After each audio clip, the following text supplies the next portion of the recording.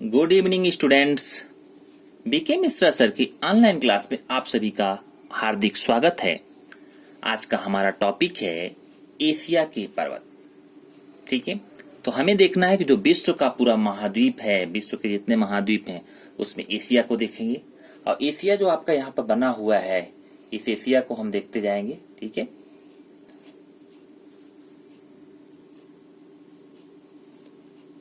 आज का टॉपिक है एशिया के पर्वत। ठीक है, तो यहाँ पर जो हमारा एशिया है, एशिया के पर्वत को हम देखेंगे। यह जो आपका सेक्शन दिख रहा है, यह है आपका एशिया, और एशिया के पर्वत को हम यहाँ पर देखेंगे।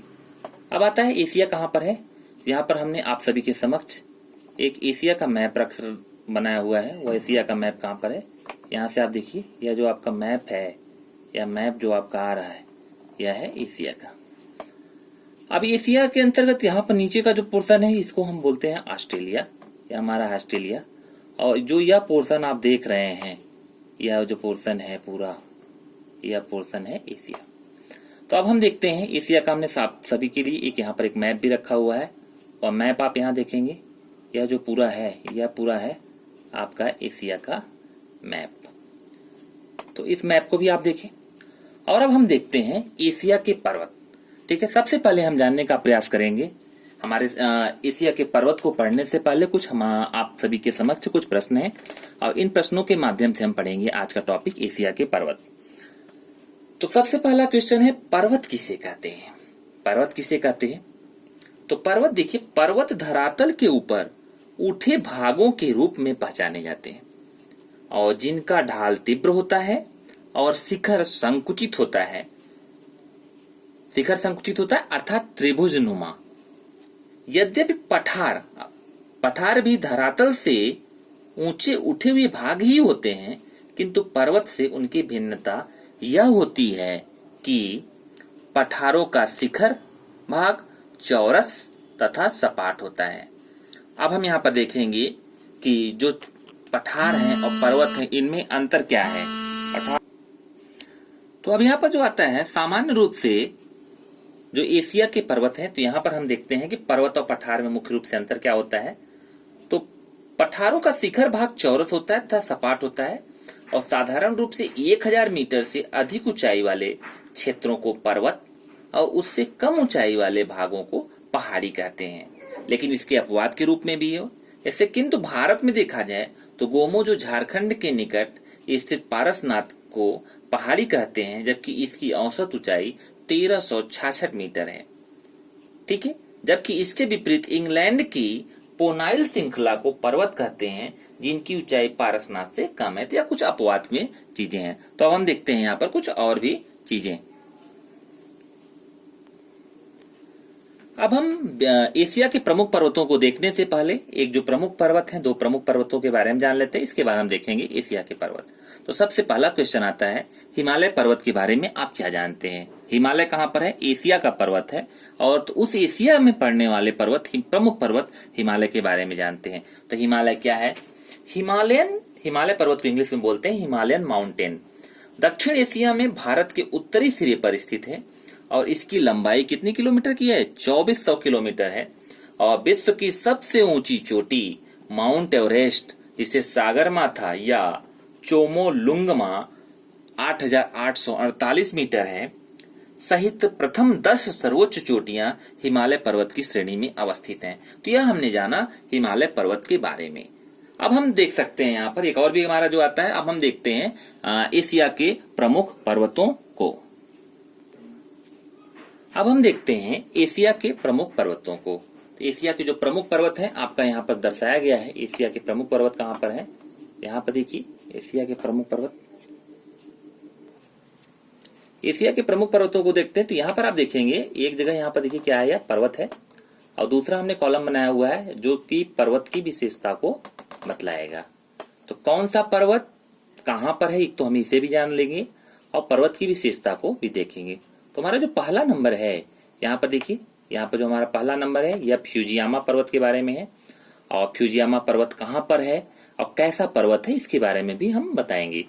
तो इसी तरह से हम 1 से लेकर जो हमारे 17 से 18 तक पर्वतों की श्रृंखला है, इसको हम जानने का प्रयास करेंगे, जो एशिया के प्रमुख पर्वतों की कोटि या श्रेणी में आते हैं। तो पहला हमारा पर्वत है फ्यूजियामा। फ्यूजियामा क्या है? जापान का सबसे बड़ा पर्वत है। जापान का यह सबसे बड़ा पर्वत है और यह कैसा पर्वत है? ज्वालामुखी पर्वत है।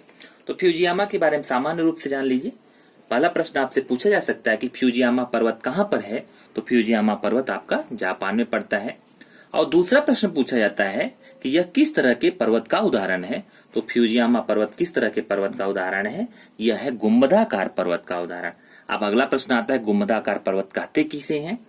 तो गुंबदाकार पर्वत से जो हमारा मुख्य रूप से तात्पर्य है ज्वालामुखी क्रिया एवं स्थल के उभार के कारण इनकी जो उत्पत्ति होती है वह हमारी होती है फ्यूजियामा पर्वत की। तो फ्यूजियामा पर्वत कहां पर है? यह जापान का सबसे बड़ा पर्वत है और इसकी जो उत्पत्ति हुई है यह गुंबदाकार पर्वत के रूप में हुई है।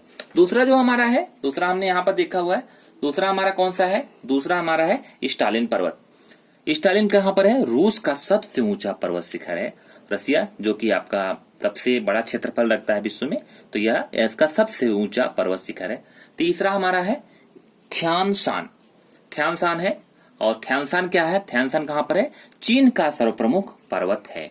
चौथा हमारा है माउंट बामा, जहां जहां पर स्टार बने हुए हैं ग्रीन कलर से, और वहां वो बहुत ही इंपॉर्टेंट है। जो माउंट बामा है यह है इंडोनेशिया का सुप्रसिद्ध ज्वालामुखी पर्वत है। और जो पांचवा हमारा है तेननसांग बाई पर्वत, यह है थाईलैंड का सबसे बड़ा या सबसे ऊंचा पर्वत है। अगला हमारा है, अगला जो हमारा पर्वत है वह है छठा है फैननसीपान पर्वत। फैननसीपान पर्वत, फैननसीपान पर्वत क्या है?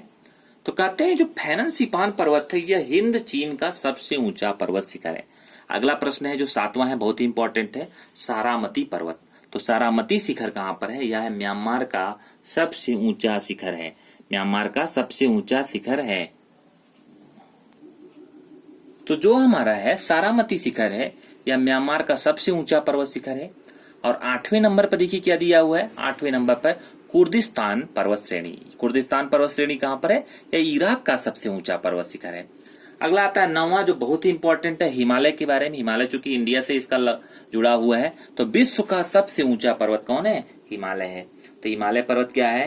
हिमालय पर्वत दक्षिण एशिया में भारत के उत्तरी सिरे पर स्थित है और इसकी लंबाई 2400 किलोमीटर है। और इसे माउंट एवरेस्ट, सागर माथा या चोमोलुंगमा 8800 मीटर, 8848 मीटर सहित विश्व की 10 सर्वोच्च चोटियां हिमालय पर्वत की श्रेणियों में स्थित है।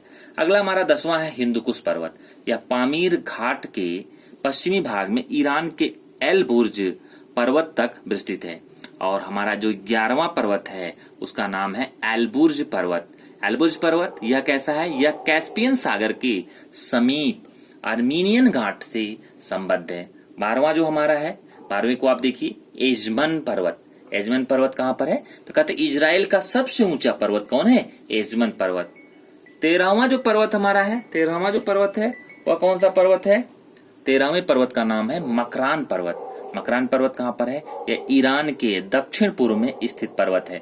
14वां जो पर्वत आपको दर्शाया गया गोल राउंड में लाल कलर में, तो इसका नाम है अरातात पर्वत। अरारात पर्वत, अरारात पर्वत है। अरारात पर्वत कहां पर है? यह टर्की में स्थित है और तथा यह सदैव बर्फ से ढका रहता है।